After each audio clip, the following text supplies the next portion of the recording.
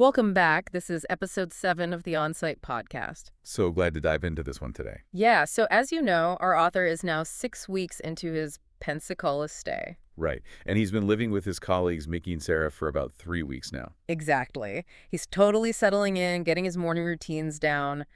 But today, he steps out of his quiet residential lane and comes face to face with this super intimidating American institution. The fast food strip. Yes, the fast food strip. So in this deep dive, we're going to explore his hilarious, raw, and sometimes totally mortifying encounters with drive-thrusts, fountain sodas, and unexpected pizza toppings. And it's all told from his highly transparent point of view, which is just brilliant. It really is. So let's set the scene. It's a quick 2-minute walk from Mickey and Sarah's house, which is on this really sheltered, quiet street. Yeah, a street with maybe 4 or 5 homes total. Right. But then that short walk dumps him straight onto Navy Boulevard, and it is this dizzying, unrelenting wall of massive fast food signs. You've got your Waffle House, Arby's, Sonic, all of them. But to him, other than McDonald's and Subway, the names are literally just meaningless text. That's so true. And you have to remember his internal fear here. He is still completely haunted by his first night at Fazoli's. Oh man, the fountain soda machine trauma. Yes, he sat there eating his food completely dry because he was too embarrassed to figure out the mechanical mystery of a self-serve soda machine. He had no idea how the ice levers or the water tabs worked, so he's staring at Navy Boulevard carrying that exact same fear. Right, the environment is just fundamentally illegible to him. And what's really fascinating is his assumption about the cars. Applying a purely pedestrian mindset, he sees these long, winding drive-through queues, and he genuinely believes that owning a car is a structural requirement to eat at these places. Which is such a wild but completely logical assumption if you think about it. Totally logical. I mean, think about watching cars at a toll booth on a highway. You see the cars line up, pay, and leave. You would never assume the cars themselves are eating, but you definitely assume a person on foot couldn't just walk through that lane. Right, the whole food ecosystem looks like it's built exclusively for vehicles. It really highlights the raw culture shock of American car-centric design. It really does. But that car-only illusion gets delightfully shattered when Mickey takes him out for an office lunch. Yes, they go to the sit-down Pizza Hut. Exactly. And walking through those doors, it's like magic. The red roof, the low lighting, checkered tablecloth, blinking arcade games in the corner. The classic dine-in Pizza Hut era. I have so much nostalgia for that specific vibe. Oh, same. And it's there that he discovers the unlimited weekday lunch buffet, which is huge for him. Because it lets him actually study the food up close without the pressure of ordering at a register. Right. But it also leads to this brilliant pop culture reality clash. He finally encounters pepperoni. Oh, the Archie Comics connection. Yes. He had only ever seen pepperoni in Archie Comics growing up. Jughead was always eating it. And based purely on the name pepperoni, he assumed it was just a type of red vegetable pepper. That translation gap is just so funny.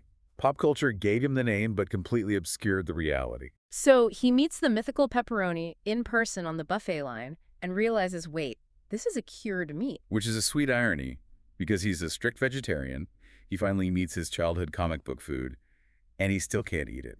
It's a tough break. But, you know, knowing he's actually allowed inside these buildings boosts his confidence. He starts tagging along on grocery trips with Mickey and Sarah. And that's when he fully unlocks this drive-through experience from the inside of a car. Yeah, he starts building these custom comfort routines, like his Waffle House safe haven. He gets a sweet pecan waffle and crispy hash browns with grilled onions and jalapenos. And he specifically notes that the jalapeno is tangier, like more pickled, than the sharp Indian green chilies he grew up with. He's adapting. But since he can't eat the burgers at places like Arby's, he pivots to the sides, which leads to this beautiful analogy about Arby's curly fries. I absolutely love this part. He realizes that picking up spiced curly fries from a drive-through window feels emotionally identical to grabbing a hot samosa at a roadside stall in India. It's such a perfect parallel. Even though the environment is completely different, the feeling of getting a hot, spiced fried snack through a window just bridges that cultural gap for him. It really does. And sitting safely in the car also lets him go on this whole fountain drink journey. Oh, the beverage awakening. It starts off great with Sonic's Cherry Vanilla Coke. But then he hits a wall with root beer. A massive wall.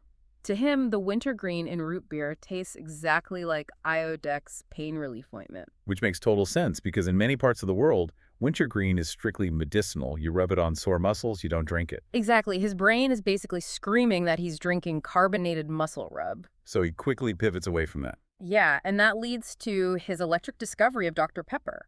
It's this chaotic 23 flavor blend that he instantly adopts as his ultimate American drink to pair with pizza. He's building a really solid survival menu at this point. He is. And armed with his new drink preferences, he meets Sonny. Sonny is a second-generation Indian colleague from Pensacola, drives a silver Mazda 3 coupe, and basically becomes his dual cultural guide. Which is incredibly helpful. Mhm. Sonny understands the American fast food rhythms, but also knows exactly what our author's baseline Indian household rules are. Right. So Sonny takes him to Subway for an office lunch, and our author has this totally false sense of security. Because he knows Subway from India. Exactly. But Indian Subway is highly spiced and super vegetarian friendly. He walks up to the American counter, and the only option is the plain veggie delete. And then the panic really sets in. Oh, the cheese freeze. Faced with like 6 different cheese options, he completely freezes. He has no framework for this. Until Sonny leans in and whispers, just get the American cheese. Yeah, but surviving the cheese freeze is just the start, because then the sandwich slides down the line right past the open meat containers. Which, for a strict vegetarian from India, is a massive visual shock. It totally triggers him. He has this impulsive reflex where he reaches over the glass sneeze guard to physically point and stop the meat from getting near his sandwich. Oh no, you just cannot do that here. No. The worker yells this loud, echoing reprimand across the store. "Sir, please keep your hands on the other side of the glass." I can feel the secondhand embarrassment. Right. His face turns bright red.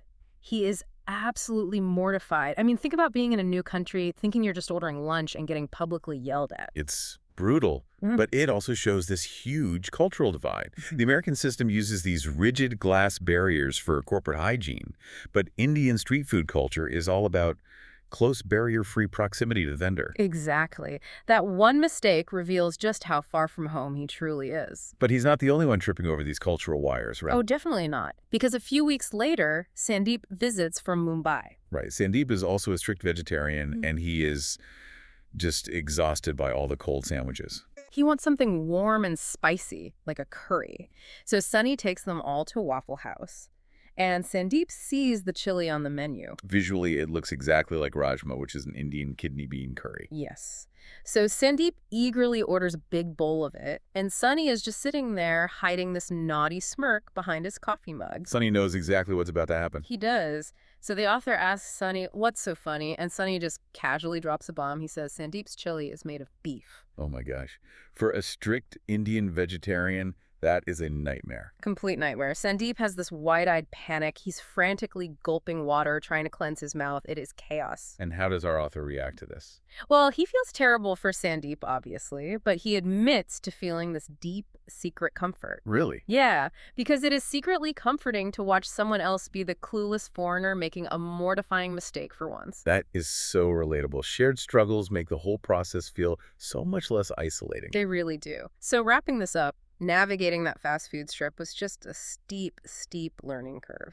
Oh, absolutely. Mechanical soda machines, glass hygiene barriers, hidden meats in the chilies. But those struggles leave a mark. To this day, the author has this enduring love for Waffle House coffee.